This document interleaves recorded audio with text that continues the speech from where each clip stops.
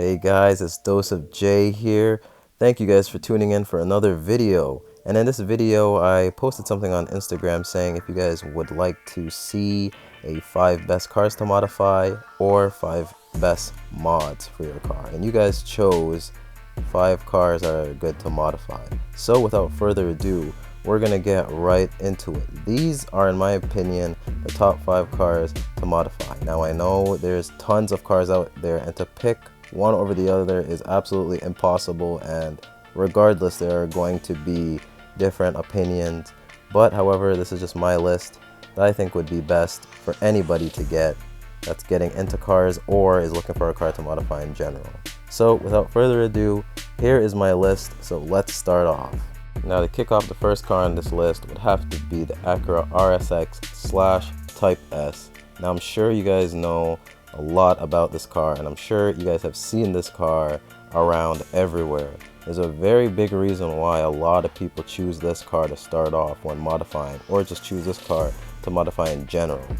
This VTEC engine with a K20 Z1 and an A2 can make tons and tons of power if modified right, and if you know a good tuner, and pretty much if you just know what you're doing and research your stuff.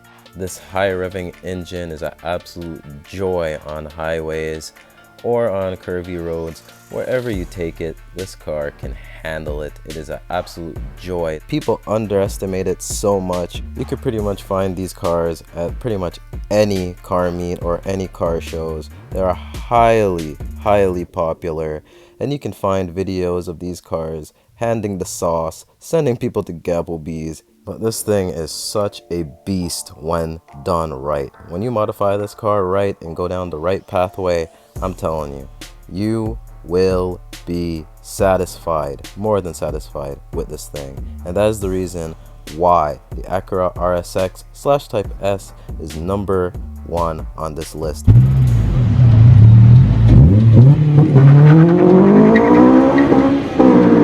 The second car on this list will have to be the Volkswagen GTI. Now this car is a great all-around car for everything that you need also. But unlike the RSX, this car comes turbocharged from factory, which helps tremendously when you want to make power, and even better tuning can be done to this car. These stuff sound amazing, and they don't look bad either. I personally like the Mark 6 GTI the most. I just find the rear of that car so aggressive for what it is, and it's one of the hatches that I would own. The gas mileage on this car isn't too bad. You can get some good decent gas mileage out of this thing, but also keep in mind, as the more you upgrade this car and put more power into it, the fuel economy will drop, so you gotta pay to play pretty much. But overall, this car is great. These stuff are always seen bagged most of the time. It's just a GTI Volkswagen thing, always bagged. Oh yeah, and its 2-step is pretty damn gnarly. So if you do get this car, tune it right and it'll take good care of you. Oh, and by the way, be prepared for all the check engine light memes about the car, which is totally fine. I mean, every car has its problems, but yeah, just keep in mind for those memes. But other than that, the Volkswagen GTI is definitely on the list for one of the best cars to modify. So if you're looking for a car turbocharged and that's decently quick with decent gas mileage, I think the Volkswagen GTI might be the choice for you. Now the third car on this list would have to be the Nissan 350Z. Now this car has gotten crazy popular over the past few years, and it's just gaining popularity like crazy. The community is huge, just like the other two, and the tuning capabilities of this thing is super massive. You pretty much can do whatever type of build you want with the Nissan 350Z. And it looks completely timeless, especially for the year that it was made. And who wouldn't want a car that's pretty much cheap, it's super reliable, and comes with pretty much 300 horsepower at the crank.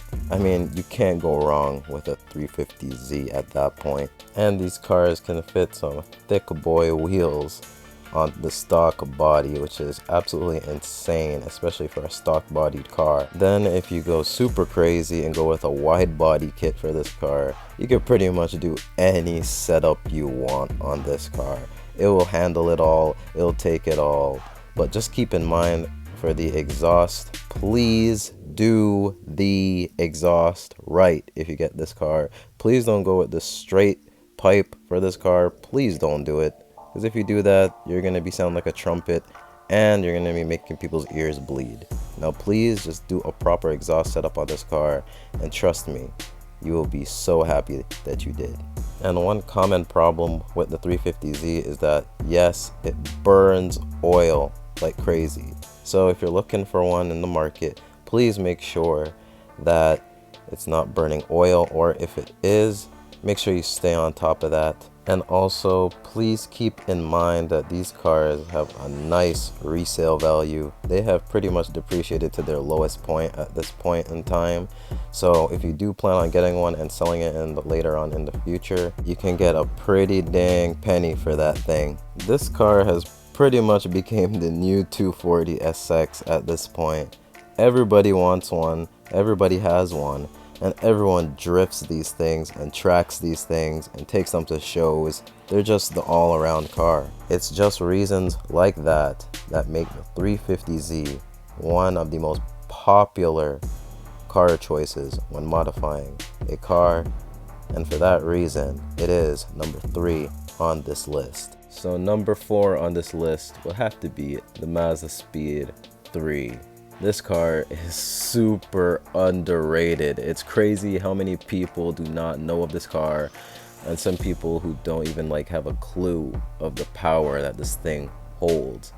This 2.3 liter engine spitting out a whopping 263 horsepower and 280 pounds-feet of torque. Now this thing has crazy amount of torque. I mean, this engine is so torquey and just has an insane amount of tuning potential too that people really sleep on. These cars can easily send people to Applebee's when done correctly, and can easily make power up to 300 plus, all the way even up to 400 plus horsepower very, very easily. It doesn't take too much to make this car crazy aggressive either. It looks nice. It's one of the hatchbacks that actually look good around its time. Now the gas mileage is really depending on the driver. Of course, it's boosted, so you stay in boost, the more your gas meter is going to be flying down pretty quickly. But of course, stay out of boost and you'll get a pretty good fuel efficiency out of this thing. Now of course it's going to be hard because boost is life, so I mean, to each their own.